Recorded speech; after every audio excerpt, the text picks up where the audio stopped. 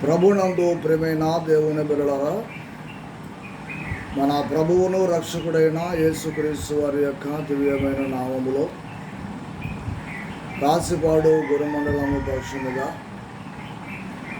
YouTube ద్వారా, WhatsApp ద్వారా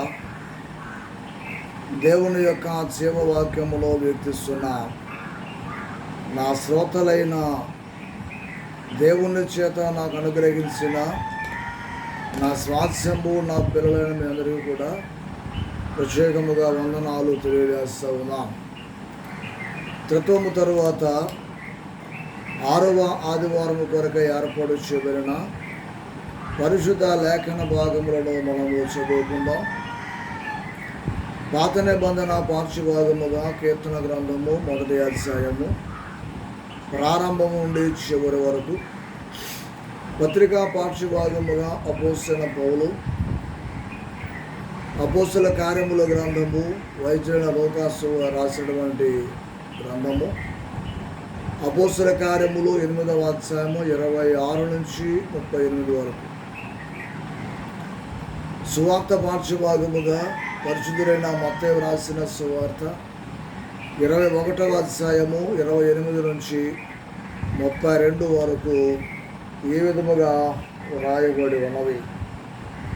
మన ఆంధ్ర క్రైస్తవ కీర్తన పుస్తకము నుండి 68వ కీర్తన పాడుకొని దేవుని యొక్క నామములో గణపరుచుకుందాం. గణభవదుపకృతులదు మాటికినే వినుతింతును దేవని జసుత. గణభవదుపకృతులను మాటికినే వినతింతును దేవని జసుత. యొనరగనాపై నను క్రోసముదగా, యొనరగనాపై నను క్రోసముదగా, నను పవి క్రైస్తవ జన విహిత. గణభవదుపకృతులను మాటికినే వినుతింతును దేవని జసుత. ధోరణి గాన దోషములంసకు సారికు నాశ్రిత జనవరదా.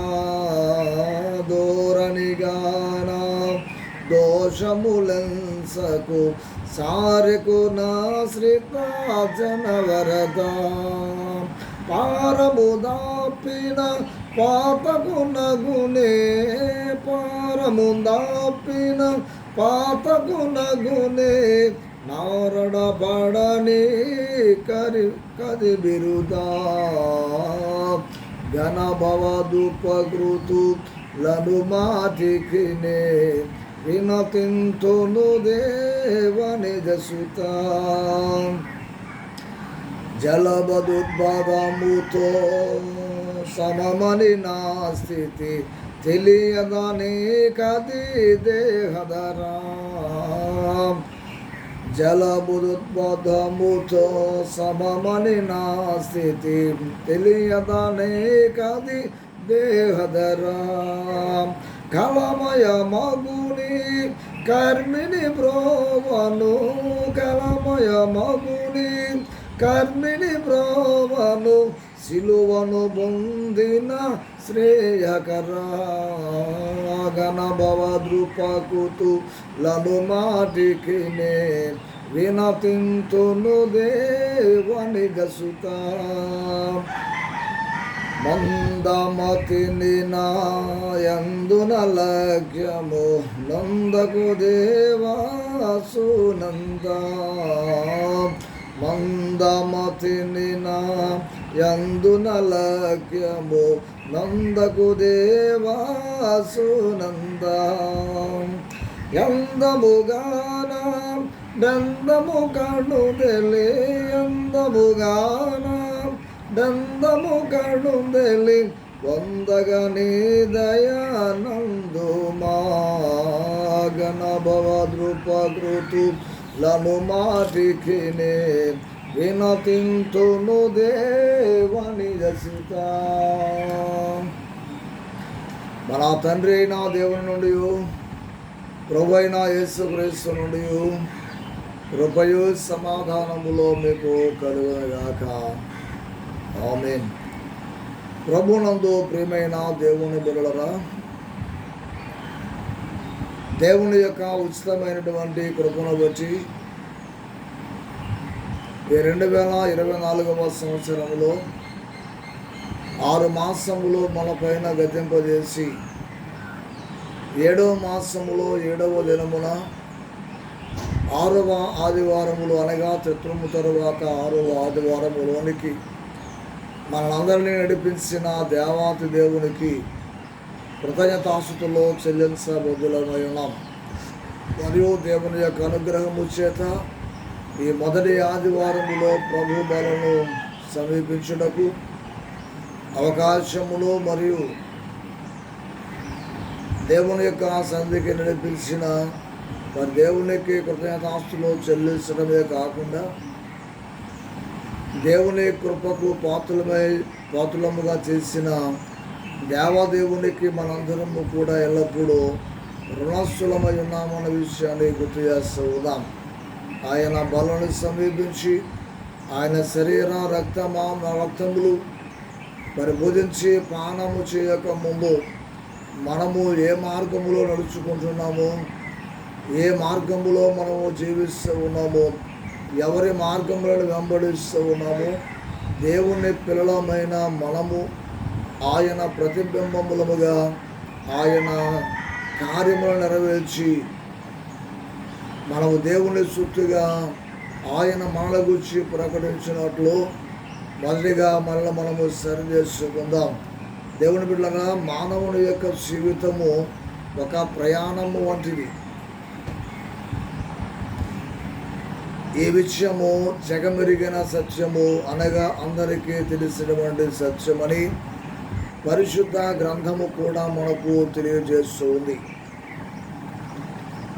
అయితే మానవుడు గుర్తించని విషయం ఏమిటంటే, ఆకాశములో ఎగిరేటువంటి పక్షులు ఏ గూటి నుండి అవి మేతకు వెళ్ళి వలస వెళ్ళి ఎంతో దూరం వెళ్ళి తిరిగి మరలా అదే గూటికి చేరుకుంటూ ఉన్నాయి.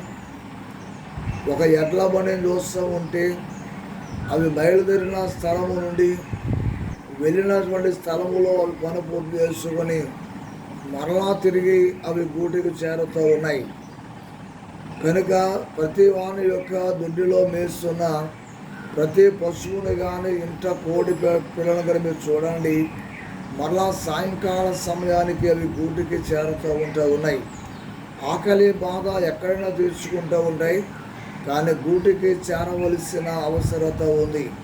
కానీ మనుషుడు మాత్రము పరలోకము నుండి వచ్చినటువంటి మనము, అనగా పరలోకము నుండి మనము భూలోకమునకు వచ్చినామని, కాబట్టి మనము ఈ భూమిని విడిచిన తరువాత అలాగా మనలో ఉన్నటువంటి శివాత్మలు ఈ శరీరమును విడిచిన తరువాత ఎడబాటు కలిగినప్పుడు మనము పరలోకము నుండి వచ్చాము. కనుక పరలోకమే వెళ్ళడానికి మనము ఈ లోకములో మన జీవితము ద్వారా, మన క్రియల ద్వారా, మన ప్రవర్తన ద్వారా, మన అలవాట్ల ద్వారా, మనం చేసినటువంటి దైవ ధ్యానముల ద్వారా మనము నడుచుకున్నటువంటి వారముగా ఉండాలి. కనుక మనము పరలోకములు వచ్చాము, తిరిగి మరలా పరలోకం వెళ్ళాలంటే వచ్చిన మార్గము మనకు జ్ఞాపకము ఉండాలి. దారి మరిచిపోతే దీనిగా గమ్యమునకు చేరలేం. కాబట్టి గమ్యమును తప్పించడానికి ఈ లోకములో అపవాది విశ్వాసులకు, మనుషులకు, మానవులమైన మనము దేవుని ప్రతిరూపము కలిగిన వారమని వాడికి తెలిసి ఆ ప్రతిరూపమును చెడపడానికి, ఆ మంచి జీవితాన్ని నీలో తీసివేయడానికి అపవాది అనేకమైన మార్గములు మనకు చూపించి త్రోవ తప్పించి తుదకు మనలను గమ్యమునకు చేరకుండా చేస్తూ ఉన్నాడు. కనుక ఈనాటి 3 పాఠములు కూడా మనం జ్ఞాపకము చేసుకుంటే కనుక ఎబ్రీ పత్రికలో 11వ అధ్యాయము 15వ వచనం అంటాడు, వారు ఏ దేశము నుండి వచ్చారో ఆ దేశము వెలుచేరుటకు వారు మార్గము జ్ఞాపకము ఉన్న యెడల వారు గమ్యమునకు చేరతారని మాట గుర్తు చేశాడు పౌలు గారు హెబ్రీ సంఘానికి. అందుచేత చాలామంది దేవుడా వచ్చిన మార్గమును మడిచిపోయారు, వచ్చిన త్రోవను మరచిపోయారు. అందరూ కూడా తమకు ఇష్టమైనటువంటి మార్గములలో నడుచుకొని వచ్చినారు. యెషయా ప్రవక్త కూడా ఆ 53వ అధ్యాయము 6వ వచనములో చెప్పాడు ఏమంటే, మేమందరమును లేక మనందరమును కాపరు లేని గొర్రెల వలె దేవుని బిడ్డరా మార్గము తప్పి తిరుగుతూ ఉన్నారు. వారికి ఇష్టమైన మార్గములలో పోతా ఉన్నారని ప్రవక్త తన ఆదేశాన్ని తెలియపరిచాడు. కనుక దేవుడు పరలోకము నుండి మరల ఈ మానవుల యొక్క మార్గములను సరిచేయుట కొరకు పరలోకము నుండి భూలోకమునకు తిరిగి వచ్చిన విధం ఏమిటంటే, మార్గము తప్పిన మనలను తన మార్గములో నడిపించుటకు యేసు ఈ లోకమునకు వచ్చాడు. ఆయన పేరు మార్గమైన యేసు. యోహాను సువార్త 14వ అధ్యాయంలో 6వ వచనం చెప్తాడు, నేనే మార్గములు, నేనే సత్యములు, నేనే జీవమును. ఎవడైనా తండ్రి వద్దకు చేరాలి అంటే, పరలోకం వెళ్ళాలంటే నా మార్గములోనే నడవాలి. ఏ మార్గములోనూ ఎవరి వలన ఎవరికీ రక్షణ కలుగదు. అపోస్తలులు కూడా అపోస్తలుల కార్యముల గ్రంథములో 4వ అధ్యాయం 12వ వచనం చెప్పారు, ఈ లోకములో ఏ మనుషుని వలన మనకు రక్షణ కలుగదో యేసు నామముననే మనకు రక్షణ కలుగుతుందని పరిచర్యను తిరస్కరించిన ఆ యోధా ప్రధానులకు, యాజకులకు, ప్రజల పెద్దలకు వారు తెలియపరచినటువంటి సంఘకారం. అయినప్పటికీ కూడా ఇంతగా దేవుని యొక్క సువార్త ప్రకటిస్తూ తన సేవకుల ద్వారా క్రీస్తు యొక్క రాజమార్గమును మీకు వేస్తున్నప్పటికీ కూడా మనుషులందరూ కూడా దేవుని మార్గములలో నడవక దుష్టుల మార్గములలోనూ, పాపుల మార్గములలోనూ, అపహాసకుల గుంపులలోనూ చేరడం బాధాకరమైనటువంటి విషయం అని మీకు జ్ఞాపకం చేస్తూ ఉన్నాం. ఈనాటి 3 లేఖన భాగములు చూస్తే పాత నిబంధన వాక్యములో దుష్టుల మార్గము, పాపుల మార్గము, అపహాసకుల మార్గము మనకు కనిపిస్తూ ఉంది. రెండవదిగా పత్రిక పాఠం చూస్తూ ఉన్నప్పుడు అరణ్య మార్గము కనిపిస్తూ ఉంది. 3వ పాఠములు అనగా సువార్త పాఠములో నీతిమంతుల మార్గము కనిపిస్తూ ఉంది. అపోస్తలుడు ప్రభువా దేవుని బిడ్డలారా, అపోస్తలులుగా బాప్తిస్మం ఇచ్చి యోహాను నీతిమంతునిగా ఎంచబడి అతడు నీతి మార్గములలో నడుచుచు దేవుని యొక్క నీతి సువార్తను ప్రకటించాడు. అరణ్య మార్గములో పూతునుడు వంటి వారికి నీతి మార్గములు చూపుడకై, నపుంసకునికి త్రోవ చూపుడకు నీతిమంతునిగా పిలుపును దేవుడు ఏర్పాటు చేసుకొని ఉన్నాడు. కనుక దీని నీతిమంతుల మార్గములో నడిస్తే దీని అది గమ్యమునకు చేర్పిస్తుంది, నాశనము నుండి తప్పిస్తూ ఉంది.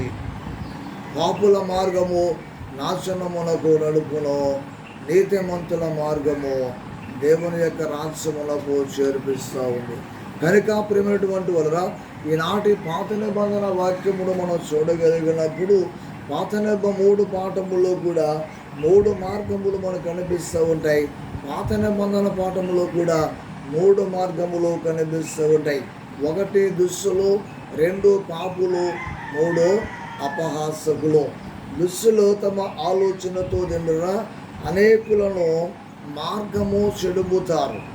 అనేకులు దుష్టుల మార్గమును వెంబడించి చెడిపోతూ ఉంటారు.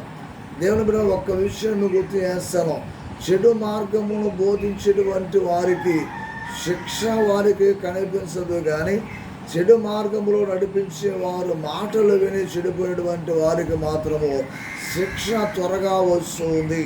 వారు త్వరగా గ్రహించగలుగుతారన్న విషయాన్ని కూడా నేను గుర్తు చేస్తూ ఉన్నాను.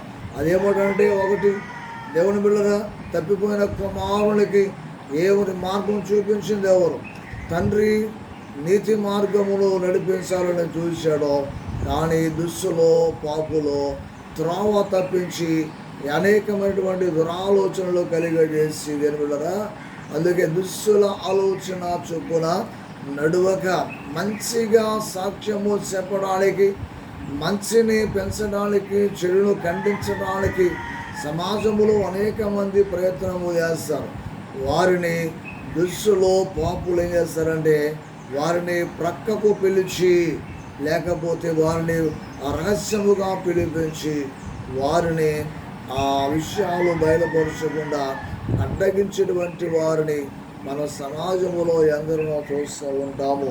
తప్పిపోయిన కుమారుడు కేవలం దేవుని ద్వారా దుష్టుల ఆలోచన చొప్పున, దుష్టుల ఆలోచన ద్వారా మార్గమును తప్పిపోయాడు.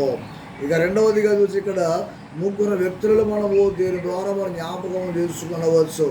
అక్కడ ముగ్గురు వ్యక్తులు ఎవరంటే యోధా పత్రికలో 1వ అధ్యాయంలో 11వ వచనం అనుకుంటాను, మీరు చదువుకోనండి. కయ్యను నడిచిన మార్గమున నడవవద్దు, కోరకు నడిచిన మార్గములో నడవవద్దు, బిలాము నడిచిన మార్గములలో నడవవద్దని ముగ్గురిని గురించి మాట్లాడుతూ ఉంటారు. ఇంతకీ వారు నడిచిన మార్గములు ఏంటి? ఆ యొక్క వ్యక్తుల యొక్క నడిచిన మార్గముల ద్వారా కలిగేటువంటి అపకారములు ఏంటి మనం ఆలోచన చేస్తూ ఉన్నప్పుడు దేవుడరా, ఇక్కడ కయ్యనుల మాటగా మనం చూస్తున్నప్పుడు ద్రోహ బుద్ధి కలిగిన వాడు, అసూయపరుడు, నరహంతకుడు, ఈ 3 విషయాలు కూడా దేవుడరా మనం జ్ఞాపకం చేసుకునవచ్చు. కనుక వీరి యొక్క మార్గములు మనం చూస్తూ ఉన్నప్పుడు దేవుడరా ఈ మనుషులు ఎవరి ఆలోచన చొప్పున అతడు చెడిపోలేదు, కానీ తనకు కలిగిన దురాలోచన ద్వారా కయ్యను చెడిపోయినట్లుగా మనం చూస్తూ ఉన్నాం. కనుక వీరిని బట్టి వీరి మార్గం నిలిచిన ఏ మనుషుడైనా కూడా అందులో లేను, కానీ నాలాంటి ఏ సేవకుడు నడిచినప్పటికీ కూడా వారి కూడా నాశనమునకే నడుపుతాయి. కానీ అట్టి వారు దేవునికి లేక దేవుని దృష్టికి దుష్టులుగానే ఉంటారో, పాపులుగానే ఉంటారో, అపహాసకులుగానే మిగిలిపోతారు. దేవుని సువార్త ప్రకటించినంత మాత్రమున దుష్టుల యొక్క ఆలోచన నెరవేరిస్తే గనక, పాపుల మార్గంలో నడిస్తే గనక, అపహాసకులతో సాంగత్యము చేస్తే గనక వారు కూడా నిత్య నాశనములకు పోవటం తథ్యమని మినగుర్తు చేస్తూ ఉన్నాం. కనుక ఆదికాండములో 13వ అధ్యాయము 13వ వచనములో అంటాడు, సొదొమ మనుషులు దేవుని బిడ్డల యెహోవా దృష్టికి పాపులను దుష్టులై ఉన్నారు అని అంటాడు. దేవునికి స్తోత్రం చెప్పండి. దేవుని బిడ్డ సొదొమ మనుషులంట యెహోవా దృష్టికి పాపులను దుష్టులై ఉన్నారని మాట్లాడుతూ ఉన్నాడు. కారణం చెప్పండి. నోబాహు దినబిడ లోతు దినబిడ ఆ ప్రాంతంలో సంచరించినప్పుడు దేవుడ తన నీతిని కాపాడుకున్నప్పుడే కూడా భార్య ద్వారా, భార్యను బట్టి దేవుడరా ఆమె యొక్క ఆలోచన బట్టి లోకాశను విడిచిపెట్టడంలో వారితో జీవించింది, వారి ఆశ నెరవేర్చుకుంది. కనుక ఆ గ్రామములో జరిగినటువంటి ఉపద్రవములో తప్పించడానికి దేవుడు ప్రయత్నం చేసిన తన భర్త అయిన లోతు యొక్క ఆలోచనను ఏమాత్రము కూడా గ్రహించగా దేవుని మాట వినక వెనుదిరిగి ఉప్పు సంభవమైనది. కనుక దేవుడా ఆ మనుషులుగా ఈ లోకములో ఏ పట్టణమైనా, ఏ సంఘమైనా, ఏ గ్రామమైనా అలాంటి త్రోవలో నడిస్తే గనక దేవుడా మనము ఏ సంఘములో ఉన్నా, ఏ ప్రాంతములో ఉన్నా, ఏ గ్రామములో ఉన్నా మనము దుష్టులముగానే దేవుని దృష్టికి పాపులముగానే ఉంటామన్న విషయాన్ని గుర్తు చేస్తూ ఉన్నాం. అలాంటి మనుషుల యొక్క మార్గము నాశనమునకు నడుపుతూ ఉంది. అదే కీర్తన గ్రంథములో 1వ అధ్యాయం 6వ వచనములో ఈ మాట మనకు కనిపిస్తూ ఉంది. కనుక దేవుడా సామెతల గ్రంథము 1వ అధ్యాయం 10వ వచనములో జ్ఞానిని సొలొమోను చెప్పాడు. ఏంటో తెలుసా? పాపులు నిన్ను ప్రేరేపించగా నీవు ఒప్పుకోవద్దు అని చెప్పింది జ్ఞానం. దేవుని స్తోత్రం చెప్పండి. కానీ పాపుల యొక్క మాటలు చాలా తీయగా ఉంటాయి, చాలా మధురముగా ఉంటాయి. కొన్ని సందర్భాల్లో ఆకలి తీరుతాయి, కొన్ని సందర్భాల్లో దాహము తీరుతుంది, కానీ కుటుంబంలో నష్టము కలుగుతుంది, సమాజములో నీకు అవమానము కలుగుతుంది. అవమానము దేవుడు జ్ఞాపకం చేస్తూ ఉన్నాలో నీ యొక్క జీవితంలో ఎదురుపడినటువంటి సమస్యలో నిన్ను ఎక్కిరిస్తాయి. నువ్వు దేవుని బిడ్డవు, దేవుని పరిచారకుడవు, దేవుని సేవకుడవు, దేవుని యొక్క ప్రతిబింబాన్ని ఉన్న సంగతిని మరిచిపోయి దుస్తుల ఆలోచన చెప్పు నడిస్తే కనుక కలిగేటువంటి శిక్ష, అవమానమును గుర్తు చేస్తూ ఉన్నాం. అయితే పిల్లరా, కయ్య నడిచిన మార్గం ఏంటి ఆలోచన చేస్తే ద్వేష మార్గం, అసూయ మార్గం, పగ పగ పగ పగ దేవుడు గుర్తు చేస్తూ ఉన్నాను. దేవుడు కూడా రెండవదిగా తప్పిపోయిన కుమారుని యొక్క పెద్ద కుమారుని యొక్క మార్గము ద్వేష మార్గం, క్షమించలేని మార్గం, అసూయ మార్గం, దూషణ మార్గం, హింసించే మార్గం, నిందించేటువంటి మార్గం. ఇవన్నీ కూడా దేవుడు మనస్సును చెరిపేవి, కుటుంబాన్ని విడదీసేవి, కలిసి బతకాలైనటువంటి ఆ క్రియలను మాట గుర్తు చేస్తూ ఉన్నాం. కనుక ఒకడు తన తమ్ముని చంపితే, ఒకడు తన తమ్మును ద్వేషించి తండ్రిని విడిచి వెళ్ళిపోయినటువంటి దౌర్భాగ్య స్థితి. ఇంత వాక్యము విన్నా, ఇంతకాలము దేవుని సన్నిధిలో ఉన్న మనుషులు చెడిపోవటానికి ఎక్కువ మగ్గు చూపిస్తున్నారు, కానీ తమ్మును రక్షించుకోవడానికి ఎవ్వడు కూడా ప్రయత్నము చేయలేకపోతూ ఉన్నాడు. ఆదికాండము 4వ అధ్యాయం 5వ వచనములో కయీను చేసిన కార్యం మనకు అనిపిస్తుంది. ఈ ముగ్గురి గురించి రాయబడినటువంటి మాట యోధా పత్రిక 1వ అధ్యాయం 11వ వచనములో యోధా ద్వారా మనకు తెలియపరుస్తూ ఉంది. కయీను నడిచిన మార్గములో, బిలాము నడిచిన మార్గములో, కోరహు నడిచిన మార్గము నడవద్దని చెప్పినటువంటి మాట మనకు అనిపిస్తూ ఉన్నాయి. ఎఫెసీ పత్రిక 4వ అధ్యాయం 31వ వచనములో, 1వ యోహాను పత్రిక 2వ అధ్యాయం 11వ వచనములో అలాగున్నది కూడా ద్వేష మార్గమున జీవించినటువంటి వారికి వచ్చేటువంటి శిక్షలు ఆ వాక్యములలో మనకు కనిపిస్తూ ఉంటాయి. రెండవదిగా బిలాము నడిచిన త్రోవ, తప్పు త్రోవ. రెండవదిగా తప్పుడు మార్గము. మూడవదిగా ధనాపేక్ష. ధనాపేక్ష సమస్తమైన కీడులకు మూలము. నీది నువ్వు దాచుకో, నీది నువ్వు ఖర్చు పెట్టుకో, తప్పు లేదు. ఎవరి సొమ్మునో ఆశించడం, ఎవరి సొమ్మునో ఎవరికో ఖర్చు చేయడం, అది నీకు మంచిది కాదు. నేను అనుసరించిన మనుషులకు మంచిది కాదు. దేవుడు నీకు ఇచ్చినది ఏదైనా ఉంటే, నీకు కష్టపడినది ఏదైనా ఉంటే, అది నీవు నీ మంచితనము కోసం, నీ పేరు కోసం, ప్రజల్లో నీ మంచితనాన్ని చాటుకోవడం కోసం మంచి కార్యములు చేయండి, తప్పులే. దాన్ని ఎవరు తప్పు పట్టరు. నేను గుర్తు చేస్తూ ఉన్నాను. దేవుని సొమ్ములు కానీ దేవుని యొక్క వ్యక్తిత్వమును పాడు చేయడానికి మనం ఎవరము కూడా వ్యతిరేకముగా మనము జీవించరాదన్న విషయం గుర్తు చేస్తూ ఉన్నాం. పిల్లరా, ఈ దురాలోచన చెప్పినటువంటి ఇక్కడ జ్ఞాపకం చేస్తున్నాడు. బిలాము తప్పు త్రోవ ఎలాగూ కలిగి ఉందంటే, బాలాకు చూపినటువంటి దురాశ, ధనాశ చూపించి దేవుని ప్రజలను నిందించడానికి తనలో ప్రేరేపించినప్పుడు 3 పర్యాయములు. బిలాము సామాన్యుడు కాడు, అతడు ప్రవక్త. బిలాము మంచి దేవునికి అధికారం పొందినటువంటి వాడు, దైవేచ్ఛ నెరవేర్చేటువంటి వాడు, దేవుని ఇచ్చను ప్రకటించేటువంటి వాడు, మనుషుల ఇచ్చను చెప్పేటువంటి వాడు కాడు. అలాంటి ప్రవక్త ధనాపేక్షకు లొంగిపోయినటువంటి వాడై ధనమును చూసి దేవుని బిళ్ళరా దేవుని ప్రజలను దూషించడానికి, శపించడానికి, ప్రార్థన చేయటకు కొండలెక్కాడు, దూరాలు ప్రయాణం చేశాడు. కానీ దేవుడు 2 పర్యాయములు మాట్లాడనివ్వలేదు, 3వ పర్యాయము అసలు వెళ్ళనివ్వలే లేదు. గాడిద ద్వారా బుద్ధి చెప్పబడి వస్తున్నాం. కొందరి జీవితాలలో తింటున్నా మనకు కలిగేటువంటి వ్యవసాయముల ద్వారా, వాహనముల ద్వారా, బిడ్డల ద్వారా మనకు అవమానములు కలుగుతూ ఉంటాయి. ఎందుకో తెలుసా?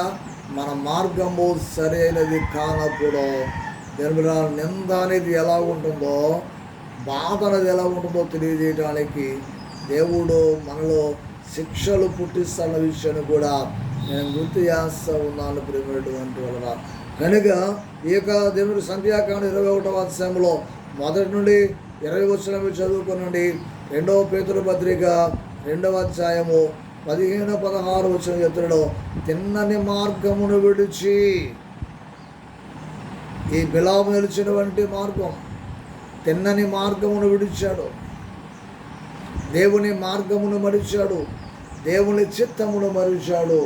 కనుక దేవుడా అతడు అవమానము పొందక తప్పలేదన్న విషయం గుర్తు చేస్తూ ఉన్నాం. అతను రెండవ మార్గం తెలుసా, ధనవంతులగుటకు అపేక్షించాడు. ధనవంతులగుటకు అపేక్షించేవారు శోధనలు ఉరిలోను చిక్కుకుంటారని దేవుడి యొక్క వాక్యము చెబుతూ ఉంది. నిజంగా క్రైస్తవ సమాజమా, దేవుని పిల్లరా, నిజంగా నీకు ఇది అవసరమైతే ఎవరి ద్వారానైనా పంపుతాడు. ఏలియాకు ఆహారం సిద్ధపరిచిన వాడు, ఏలియాకు మాంసం సిద్ధపరిచిన వాడు, ఏలియాకు రొట్టెలు సిద్ధం తీసిన వాడు, ఏలియాకు దాహము తెచ్చిన వంటి వాడు నిన్ను పోషించగలడు. ఉదయకాల సమయంలో జ్ఞాపకం చేస్తుంది. రెండవదిగా కోరహు యొక్క మార్గమును చూసే వ్యతిరేక మార్గము, దైవ సేవకులను దినముగా అవమానపరిచేటువంటి మార్గము, దైవ సేవకులకు వ్యతిరేకముగా నడిచేటువంటి మార్గము. ఇంకా చెప్పడానికి దినములరా దేవుని యొక్క పరిచర్యకు ఆటంకము కలిగించేటువంటి మార్గము నడిచేటువంటి వాడుగా ఉన్నాడు. తన సన్నిహితులు సహితము దేవుని సేవకులకు వ్యతిరేకముగా మాట్లాడుతూ ఆటంకములు కలుగు చేస్తూ, దేవుడా ఇంత వాక్యం విన్నా క్రైస్తవులు నడిచే మార్గం ఇదా? హత్య రాజకీయములా? నీతి మార్గంలో వచ్చినటువంటి దేవసేవకులను హింసించడమా క్రైస్తవ మార్గం? పరిచర్యకు అభ్యంతరము కలిగి చేయడమా? దేవుని వాక్యము విని స్వార్థము కోసం దినబడరా, నా అవసరాల కోసం దేవుని యొక్క సేవకులను పాడు చేయడమా?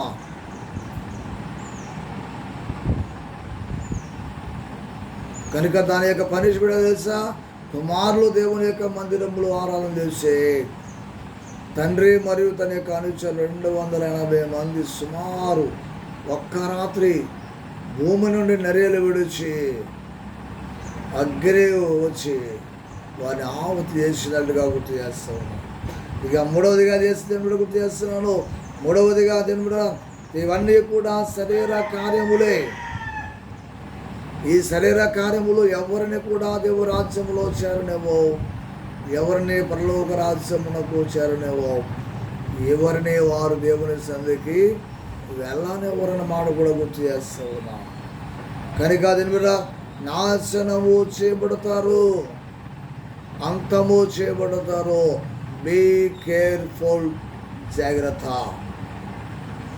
సువార్త పాఠంలో నీతిమంతుల మార్గము, యోహాను నీతి మార్గమున వచ్చెను. మన పై వచనంలో చూస్తాం, తండ్రి అటువంటి దేవుడు ఇద్దరు కుమారులకు ఏం చెప్పాడంటే నీతి మార్గము నడిపించాడు. తమకున్న తోటలో ఇద్దరికి పని చెప్పాడు. ఒకడు వెళతానన్నాడు, వెళ్ళలేదు. ఒకడు వెళ్ళనన్నాడు, వెళ్ళాడు. చెప్పండి, తండ్రి యొక్క చిత్తం నెరవేర్చిన వాడు వెళతానని వెళ్ళనివాడా, వెళ్ళను అని వెళ్ళినటువంటి వాడా? ఆలోచన చెడుదివాడా? యోహాను నీతి మార్గం నడిచి అనేక నడిపించడానికి ప్రయత్నించాడు. నీతి మార్గము అనగా యెహోవా యందు భయభక్తులు కలిగి ఉండడం.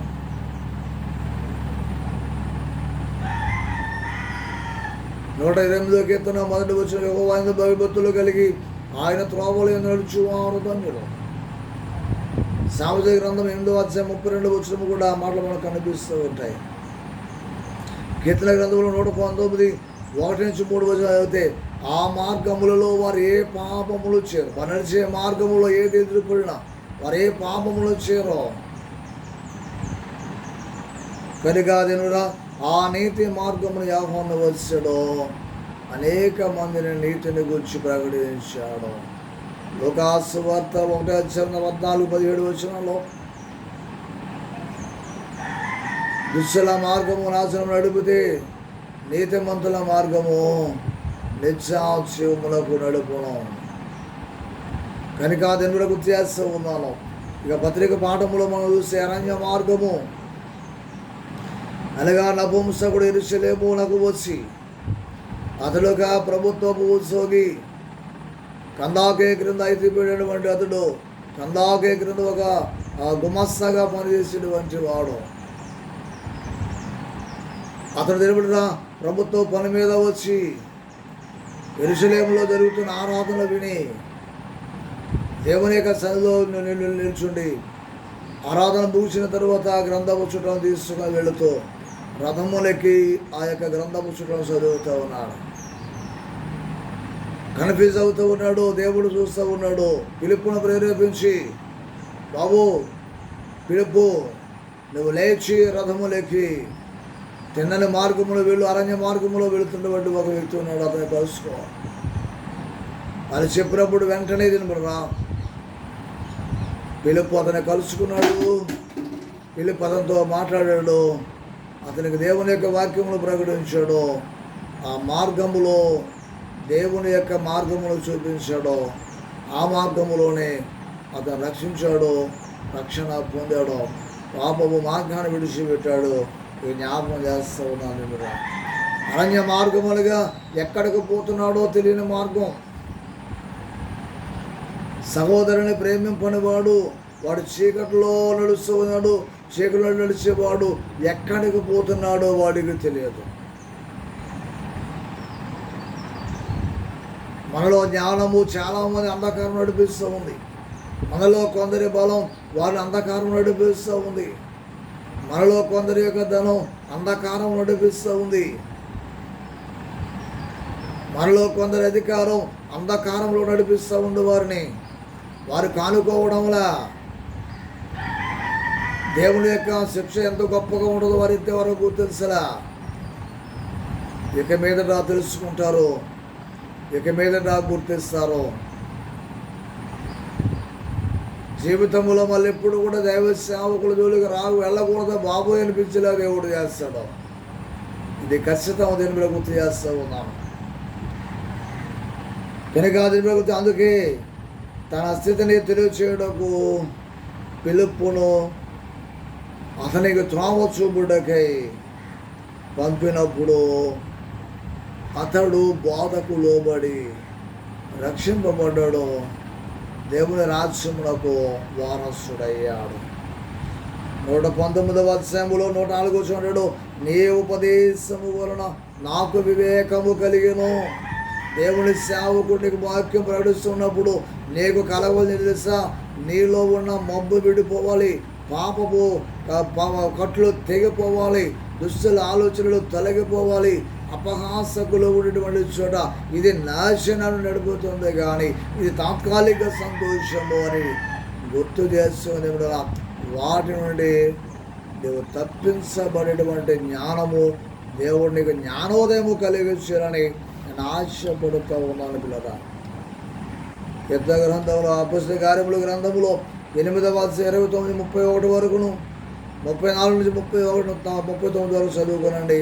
దేవుని యొక్క మాటలో అతడు గ్రహించాడో ఆ నీళ్ళు గుంట కనపడగానే ఇద్దరు దిగి బాప్తిస్మము ఆ పిలుపు అతడు బాప్తిస్మం ఇచ్చాడో తర్వాత ఎవరు త్రావని వాళ్ళు వెళ్ళిపోయారు.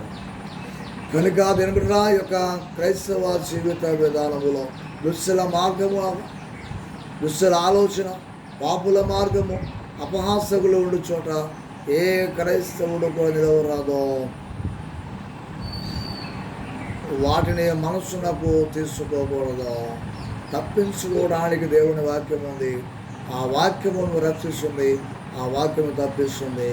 అటు రీతిగా దేవుడు మిమ్మల్ని యోహాను యూదులలో అనేకులను రక్షించినట్లుగా పిలుపు నపుంసకుడు అరణ్య మార్గములోనికి వెళ్ళినప్పుడు కూడా ఎరుగని మార్గములో పోతూ ఉన్న దేవుని ప్రేమ నడిపించడం. ఆ అలాగున మీరు కూడా నడిపించబడకు పరిశుద్ధాత్మదేవుడు మీ గట్టి సహాయములో అనుగ్రహించునుగాక. సమస్త జ్ఞానములకు మించిన దేవుని సమాధానము యేసుక్రీస్తు వారి మీ హృదయములకు మీ తలంపులకు కావలి ఉండునుగాక. ఆమేన్.